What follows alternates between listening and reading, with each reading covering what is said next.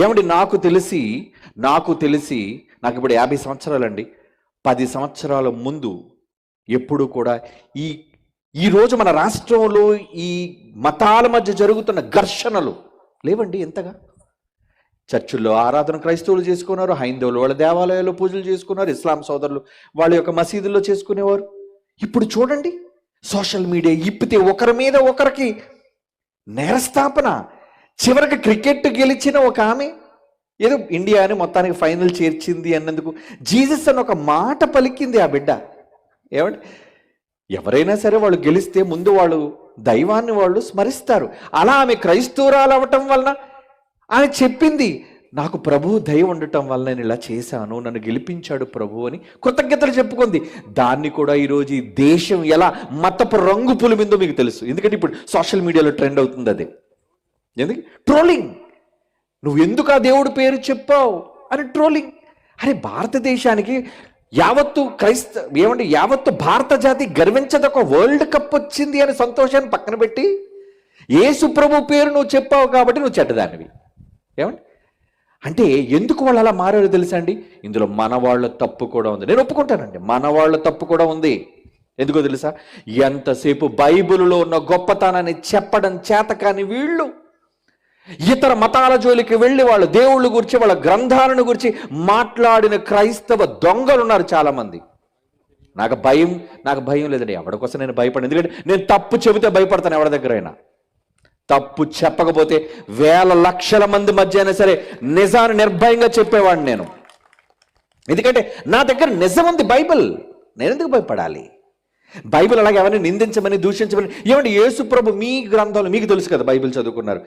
ఏ ఇతర దేవీ దేవతలను బైబిల్లో యేసు ప్రభు తిట్టాడా చెప్పండి? ఈ దేవుడు తప్పని కానీ, ఈ దేవత తప్పని కానీ, వీళ్ళు మంచివాళ్ళు కాదని కానీ యేసు ప్రభు తన మాటల్లో ఒక్కటి పలికాడు చూపించండి, లేదే. మరి వీళ్ళెందుకండి ఈరోజు డిబేట్ల పేరట చాలా మంది క్రైస్తవ దొంగలో వాళ్ళు ఏమనుకుంటే అనుకోండి, ఐ డోంట్ కేర్. ఎందుకంటే ఎప్పుడు బయట వాళ్ళని అనడం కాదు, ముందు మన ఇంటిని మనం సరి చేసుకోవాలి. ప్రతి దానికి డిబేట్ అని హైందవ సోదరులు పిలిపించి, మీ రాముడు దేవుడా మా యేసు దేవుడా, మీ రామాయణం గొప్పదా మా బైబిల్ గొప్పదా? అరే ఎందుకురా అలాంటి మాటలు? ఎవరు గొప్ప అనేది కాదు, నీ గ్రంథంలో ఉన్న మంచిటి నువ్వు చెప్పు, నా గ్రంథంలో ఉన్న మంచిటి చెబుతాం. సమాజానికి మంచిని పరిచయం చేయడం లేదు, శత్రుత్వం. దానివల్ల ఏమైందో తెలుసా అండి? క్రైస్తవులకి హైందవులు ఇద్దరు సోదరులే, కలిసిమెలిసి భారతీయులు మనమంతా, వీళ్ళ మధ్య వైషమ్యాన్ని చిచ్చు రగిల్చారు.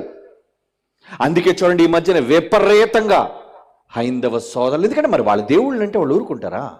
వాళ్ళ గ్రంథాలంటే ఎందుకంటే నీ గ్రంథాలంటే నీ కోపం రాదా? నీ దేవుడిని తిడితే నీకు ఆవేశం రాదా? మరి ఎంతసేపు వారి దేవుళ్ళ గురించి వారి పుస్తకాల గురించి నువ్వు మాట్లాడడం, క్రైస్తవులు మాట్లాడడం ప్రారంభించారు. తప్పది. నీ దగ్గర మంచి ఉంటే నీ దగ్గర మంచి ఏదో నువ్వు చెప్పు సమాజానికి, నిన్ను ప్రకటించమని చెప్పండి. నీ దగ్గర ఉన్నది సర్వలోకానికి వెళ్ళి సర్వ సృష్టికి యేసుని గురించి చెప్పమన్నాడు, కానీ వాళ్ళ దేవుళ్ళ గురించి చెప్పమని దేవుడు చెప్పాడా? కానీ క్రైస్తవ సమాజం అంధ సమాజం అయిపోయింది, గుడ్డి పిచ్చి పట్టింది. వీళ్ళకు కూడా మత పిచ్చి పట్టింది. ఈ మత పిచ్చి పట్టి కొంతమంది మత నాయకుల్ని ఎన్నుకొని, వీడితో మహాజ్ఞాని, వీడు డిబేట్లు చేస్తున్నాడు, వీడు హైందవులతో కూర్చోబెట్టున్నాడు, వాళ్ళ దేవుళ్ళ గురించి మాట్లాడుతున్నాడు. నీకెందుకురా వాళ్ళ దేవుళ్ళ గురించి? ముందు నువ్వు నమ్మిన దేవుడు ఏంటో చెప్పు. వాళ్ళలో లోపాలను నువ్వు ఎత్తు చూపిస్తే వాళ్ళు ఏం చేస్తారు? నీలో ఉన్న లోపాలను ఎత్తు చూపిస్తారు. అర్థం కాకపోతే అప్పుడు మీ ఇద్దరి మధ్యన ఏమవుతుంది? ఘర్షణ, గొడవ. క్రైస్తవుడు అలాగా ఆయుధం పట్టి కొట్టలేడు, కానీ వాళ్ళు అలా కాదుగా. తేడా జరిగిందంటే నేను అక్కడే వేస్తారు కరెక్ట్గా. ఏమండి అంటే ఈరోజు మనమే అమాయకులై ప్రేమతో ఉన్న వాళ్ళకి శత్రుత్వాన్ని పెట్టుకున్న వాళ్ళతో తప్పు చెయ్యకూడదు. వాళ్ళెవరు? మన తండ్రి పిల్లలు.